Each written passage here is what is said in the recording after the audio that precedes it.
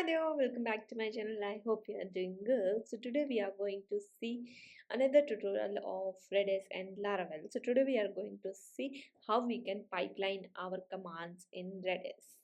So let's get started. So first let's understand what is pipelining. So pipeline helps to execute multiple commands sequentially in Redis. So pipeline basically mostly used to improve performance so that at once we will be hitting Redis servers and getting the response of commands. So as you can see in the diagram, with no pipeline, if I'm setting one Redis key, so then it will hit to server and get the response. If let's say if I need to get any key, then again it will hit server and then give me the response.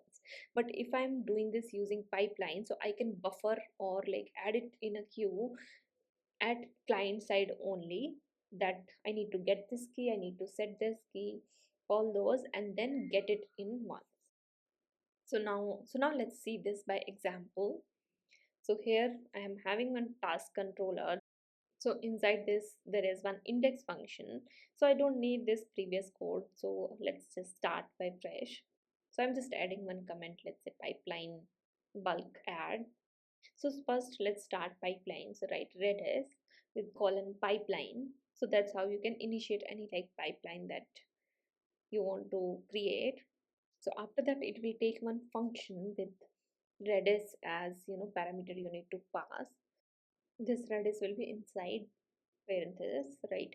Redis and take it in a variable. So now this variable we will be using to set our keys. So write redis with arrow function, right? Set, and first will be like key and then it's data like you normally set in redis. So let's say key I'm passing as task and value, let's say task 1. So now let's get this key task and print. So write dd redis get and pass key as task.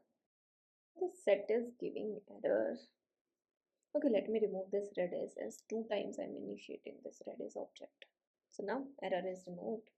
So now let's go and check in browser once.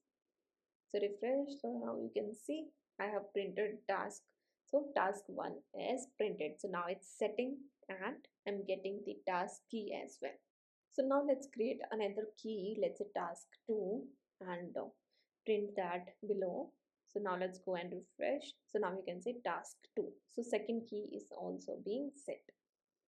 So similar way you can, like if you have any bulk update or bulk add in your like form, then you can use pipeline for that. So now let's say add one for loop here. So here start with 0 and then let's say I less than 10 elements we will create and write I plus plus.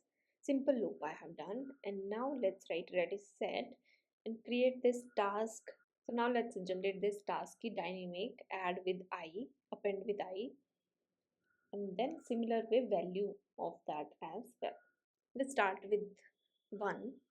Now let's remove the above 2 and now let's get task 5, let's say.